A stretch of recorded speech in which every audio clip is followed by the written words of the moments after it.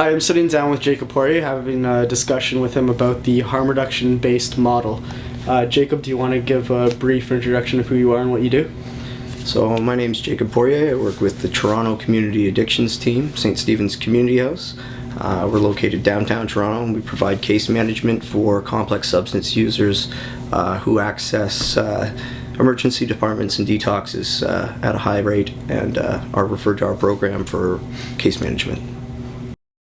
Very much for taking this time to do this project on Canada social welfare in regards to harm reduction and abstinence-based treatment. Your name, please, and what do you do for a living? My name is Lincoln. I'm an addictions and mental health worker for roughly the past 10 years. What is your opinion of the harm reduction versus abstinence-based treatment?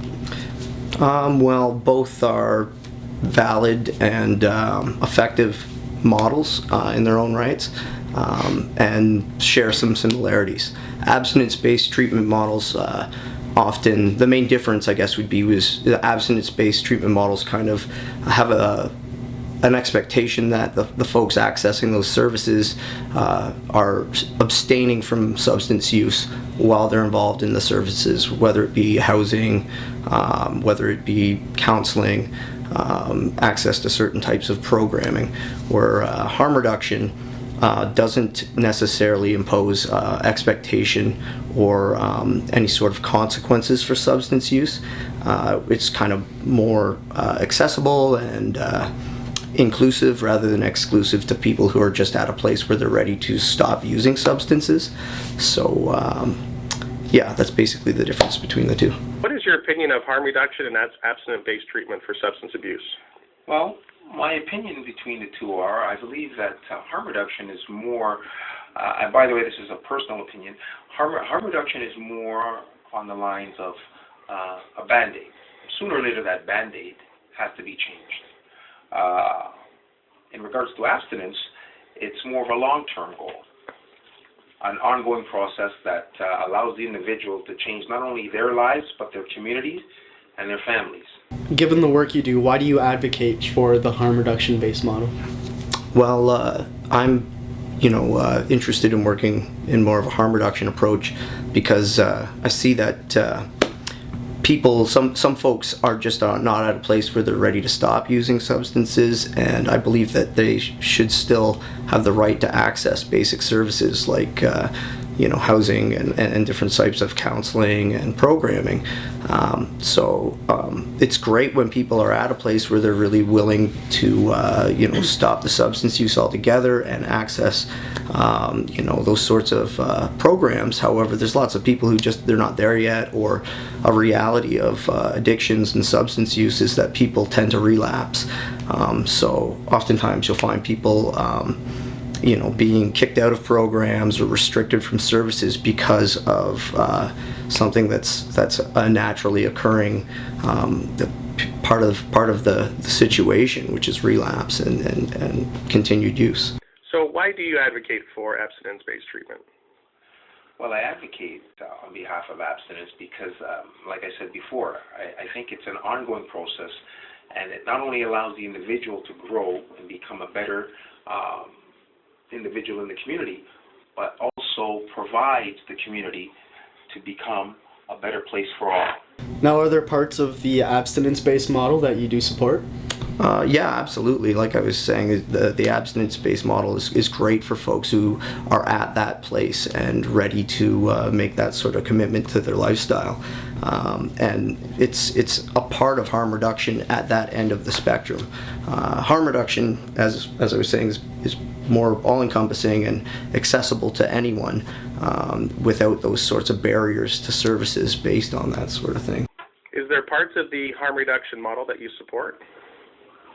No. Have you ever given someone counseling on the harm reduction based model that the result was not what you expected and wish you chose the abstinence based model? So that's a bit of a tricky question, but first of all, I'll start by saying I've worked in programming before that has been strictly abstinence-based. I currently work in harm reduction, and I see a value in each. The difference being, again, that it's up to the client and the individual as to where they're at and what their goals are. So, I mean, there's many times where I would prefer that someone make healthier choices or decide not to use a certain substance or make certain decisions. But all we can do is really encourage people to make healthy decisions, provide them the information, and then also provide them with the support regardless of what they decide to do at the end of the day. Okay. Have you ever gave someone counseling on abstinence treatment that the result was not what you expected and wish you chose harm reduction? No. What do you think the future in Canada will be on these treatment models? Well, I think, there's always going to be space for both. I think abstinence, again, is something that is great for when people are at that place. However, I think you're going to see a growing trend, and you're seeing it now in large urban centers where substance use has been identified as a major social problem. I think, of the downtown east side of both Vancouver, British Columbia, and Toronto, here in Ontario. And I think you're going to see more harm reduction model being accessed and kind of embraced, just in that when you have the abstinence model, it puts up some barriers where some people just aren't able to follow those guidelines or fit into those services and follow those rules. So to more effectively allow access to people at a broader spectrum and to be more inclusive, you're going to see that harm reduction model being imposed, because the research shows, and I mean we see it every day in the work, that people get help, and when people start to, when someone comes off the street and gets housed, regardless of whether they're using substances or not, their lives get better. When somebody gets a doctor or somebody is allowed access to certain services, their lives get better, and sometimes when their lives get better, they decide to stop using substances. And it's just a little more of an inclusive way of dealing with a problem that people don't always fit into those boxes and those molds. What do you think the future in Canada will be on these treatment models? Well, the future, my fear is that the future when it comes to harm reduction is, we hear of stories in Amsterdam and places such as where, the mornings when you go into certain places that are designated for harm reduction, you're taking out bodies. And I don't know if I'd be comfortable with that here. What would you like to see the policies be? What do you think should be changed? I'd obviously like to see more of a systemic embrace of harm reduction based treatment models and service delivery.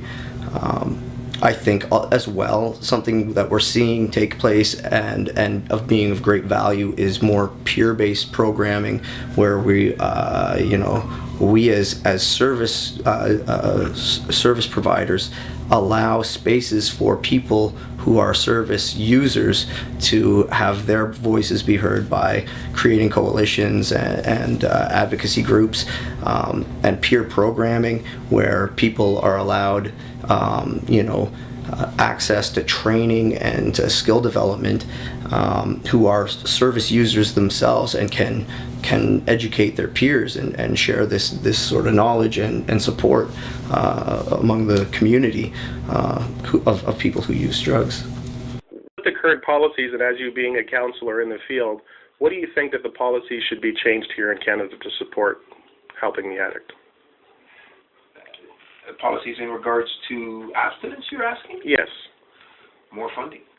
More funding? More funding. So do you feel that since you're in the addiction counseling field, the mental health field, do you feel that there's been major cutbacks in regards to funding? Absolutely.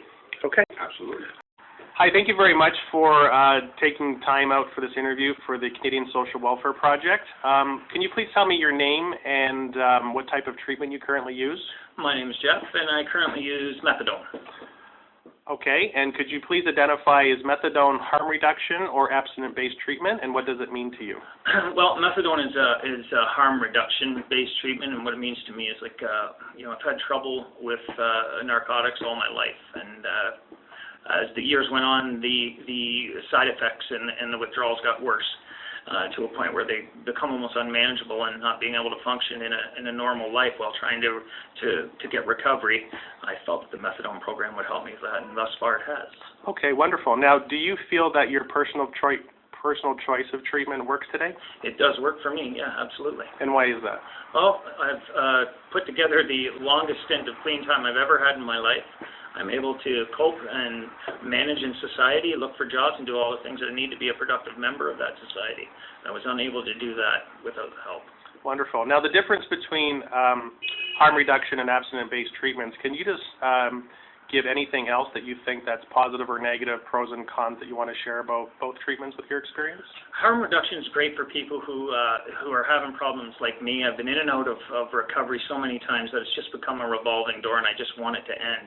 And I just feel comfortable with it, and it is a double-edged sword. If it's used in the right purpose, then yeah, it's a great thing to be on and to keep you away from other narcotics.